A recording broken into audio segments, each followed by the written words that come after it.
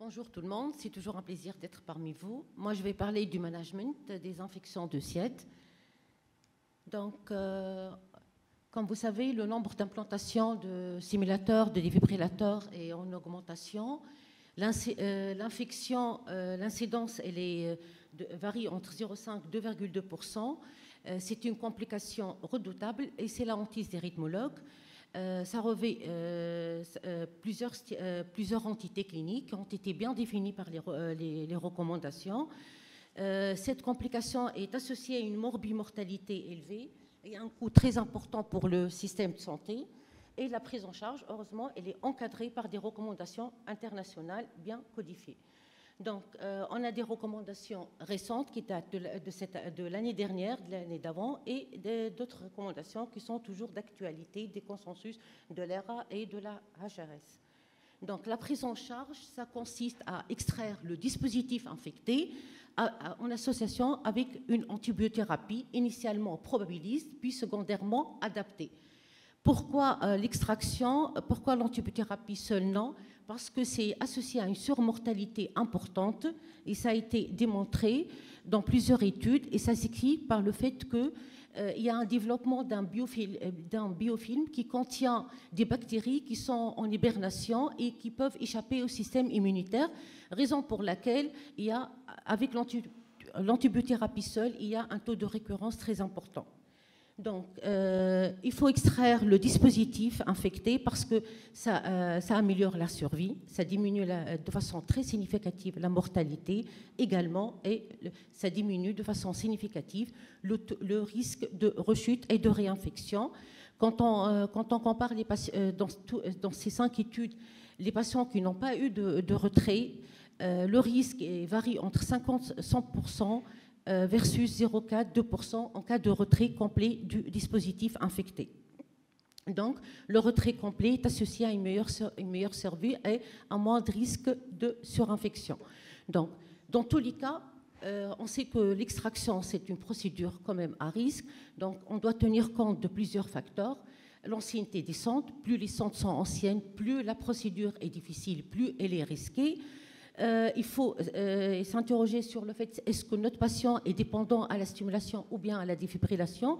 Dans ce cas, penser à une stimulation temporaire, défibrillation temporaire, tenir compte de la fragilité, des comorbidités qui peuvent influencer notre prise en charge et toujours évaluer le risque de réinfection sur un nouveau matériel qu'on va réimplanter. Donc, quand on regarde les recommandations, du moment qu'on a une infection, que ce soit de loge, une infection locale ou bien une infection systémique, bactériémie, ou bien isolée, ou bien associée à une végétation sur sonde, ou bien végétation sur valve, il faut extraire le matériel, le dispositif infecté. Exception, juste les infections superficielles de l'incision, qui sont, c'est une infection du tissu cutané, sous-cutané, sans infection de la loge. Dans ce cas, juste une antibiothérapie de 7 à 10 jours et une surveillance étroite du patient. Pour la durée, ça dépend de l'antibiothérapie, ça dépend de la présentation.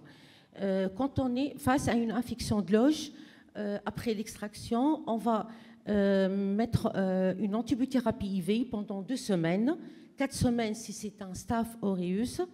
Pour tout ce qui est infection systémique, c'est-à-dire une bactériémie, mais sans végétation sur sonde, sans végétation valvulaire, c'est une antibiothérapie également de IV de 2 semaines. 4 semaines, c'est un Staph aureus.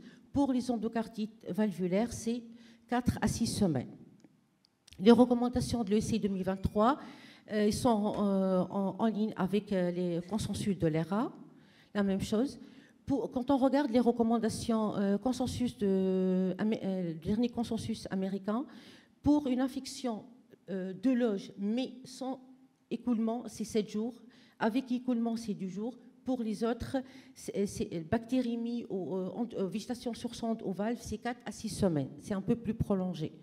Donc, pour le choix de l'antibiothérapie, on sait que dans 60 à 80%, les germes, c'est des Staph aureus ou épidermidis. Donc, on doit choisir une antibiothérapie qui couvre ces germes. qu'on va adapter secondairement, si c'est un staph qui est méticilline sensible, c'est de la PINI-M ou céphalosporine première génération. C'est méticilline résistant, c'est la daptomycine. C'est un Ficalis amoxicilline. Physium, c'est Vanco. Et si c'est du strepto, c'est de l'amoxicilline. Donc, on a vu volet extraction, volet antibiothérapie. Comment on va faire cette extraction? Tout d'abord, il faut faire dans un centre où il y a de la chirurgie cardiaque. D'accord?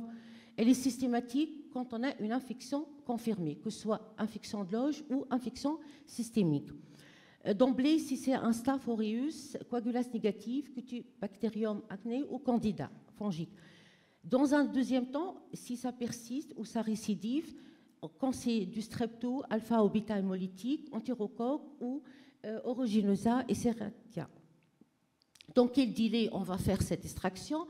Il n'y a pas d'études randomisées contrôlées pour le délai optimal, mais ça doit se faire idéalement dans les 3 premiers jours après avoir posé le diagnostic. Pourquoi?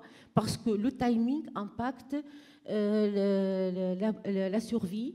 En fait, ça a été démontré que quand on réalise l'extraction dans les 7 premiers jours, c'est associé à une survie, une diminution de la mortalité et des événements majeurs.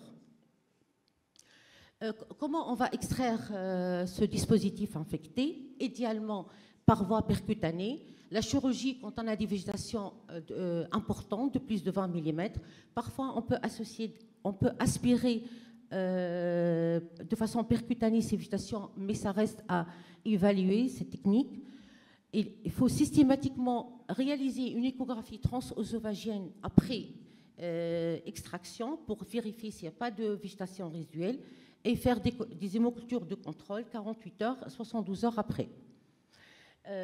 J'insiste sur une chose importante, il faut bien nettoyer la loge, faire une excision de la capsule fibreuse, enlever tous les fils de suture non résorbables et irriguer la loge par du sérum physiologique. On a vu l'extraction de matériel. Quand est-ce qu'on va réimplanter? Est-ce qu'on va toujours réimplanter? Quand et comment? Dans un tiers des cas, dans 30% des cas, on n'est pas amené à réimplanter nos patients, raison pour laquelle il faut impérativement évaluer l'indication réelle de la réimplantation. On voit dans notre pratique qu'il y a des patients qui récupèrent leur conduction auriculo-ventriculaire, des patients qui ont été implantés pour un BAV précoce post-chirurgie cardiaque ou post-AVI, donc ils récupèrent. Donc il y a dans d'autres patients qu'on a implantés pour des indications limites, en fait ils n'ont pas tiré de bénéfices cliniques. Et quand on voit mémoire ils sont stimulés, ils n'ont pas été 0% de stimulation. Des patients qu'on a resynchronisés, mais ce n'étaient pas des répondeurs malgré une bonne position de la sonde, malgré qu'on a bien optimisé. Donc, ou bien des patients implantés de DAI pour prévention primaire. Ils n'ont pas fait d'arythmie ventriculaire, ils n'ont pas reçu de thérapie appropriée, ils ont amélioré entre-temps leur fraction d'éjection. Donc, toujours réévaluer l'intérêt de l'indication de la réimplantation. Quand est-ce qu'on va réimplanter? Toutes les sociétés savantes s'accordent sur le fait qu'on réimplante après disparition des signes locaux et systémiques d'infection et contrôle de la porte d'entrée. Ça se fait dans les 72 heures après la première hémoculture négative en cas d'infection systémique, mais en absence de végétation de valve, dans les 2 semaines après la première hémoculture négative en cas d'endocardite valvulaire. On peut réimplanter pendant la même procédure si infection de loge isolée. Où on va réimplanter, on doit choisir un site différent du site initial pour diminuer le risque de rechute. Ça peut être du côté contralatéral, ou bien la veine iliaque, c'est exceptionnel, ou bien par voie épicardique ou par voie fémorale. Bon, pour les patients stimulodépendants, chez qui on doit trouver une solution de stimulation temporaire, le temps qu'on va les réimplanter, on peut les stimuler par sonde d'entraînement ou sonde épicardique par voie chirurgicale, Au mieux, on peut les stimuler par une sonde à fixation active qu'on va connecter à un pacemaker externe. On peut même récupérer le boîtier qu'on vient d'extraire. Et pour les patients qui sont à haut risque de mort subite cardiaque et chez qui on a extrait le DAI, on peut leur proposer l'IVEST s'ils n'ont pas besoin de stimulation antibradycardique ou de thérapie anti-tachycardique pour l'arythmie ventriculaire. On doit penser à d'autres alternatives autres que le pacemaker endocardique. Il y a les pacemakers sans sonde, il y a les défibrillateurs sous-cutanés. Pour les pacemakers sans sonde, il y a moins de risques infectieux. Pourquoi? Parce qu'il n'y a pas de loge, pas de sonde. C'est un pace qui est de petite taille, donc il y a moins d'éatrogénie. Il y a une endothéalisation précoce, donc la surface libre elle va être réduite, donc moins de bactéries qui vont s'attacher. Il a un revêtement comparativement au pacemaker endocardique, il a un revêtement avec des propriétés antibactériologiques, donc moins de risques infectieux, et on va l'implanter dans le VD où il y a beaucoup de turbulences comparativement aux autres l'oreillette, au VENCAV. On a des données de la littérature sur le bénéfice de pacemaker sans sonde. On a le registre MICRA-SED, on a des résultats à 2 ans. Il y a moins de risques de réintervention et de complications chroniques, des résultats à 3 ans, et à 5 ans, 0 infection sur ces prothèses. Donc, il y a eu une revue systématique récente publiée en 2023 de 0,4% d'infection sur ce type de pacemaker sans sonde. Donc, cette stratégie pourrait être une alternative à la stimulation temporaire chez les patients qui sont stimulodépendants après avoir extrait la prothèse infectée, y compris les patients qui sont encore en sepsis actif. Pour le défibrillateur sous-cutané, c'est une alternative pour les patients qui n'ont pas besoin, bien évidemment, de stimulation, juste de défibrillation. Ça va permettre une défibrillation efficace et sûre. Et ça a été démontré que le défibrillateur sous-cutané réduit de manière significative le risque d'infection. En plus, son retrait il est plus simple et il n'y a pas de risque d'infection systémique qui peut menacer le pronostic vital. Donc, mais cette protection n'est pas totale. Quand on regarde les données de la littérature, le registre Effortless, c'est presque 1000 patients inclus. Ils ont été suivis en moyenne sur 3 ans. Donc, l'infection notée dans 2,4%, mais aucun cas d'endocardite. Dans les recommandations américaines de 2017, c'est une indication en classe 1 pour le DAI sous-cutané en cas de risque infectieux, notamment chez ce cas de patients qui ont une infection de prothèse. Donc, pour la société européenne, ça peut se discuter d'implanter ces patients s'ils ont un risque important de réinfection. Qu'est-ce qu'on doit faire quand on ne peut pas extraire les sondes? Il y a eu des traitements conservateurs, mais vous allez voir, ils sont tous décevants. Il y a l'antibiothérapie suppressive. Quand on n'arrive pas, quand on ne peut pas extraire de façon complète le dispositif infecté, ça consiste à mettre 6 semaines d'antibiothérapie curative par voie IV, puis une monothérapie pérose, en utilisant soit la doxycycline, soit la cotrimoxazole ou une céphalosporine de première génération. La surveillance se fait de façon rapprochée à 2 mois, à 3 mois, puis à 6 mois.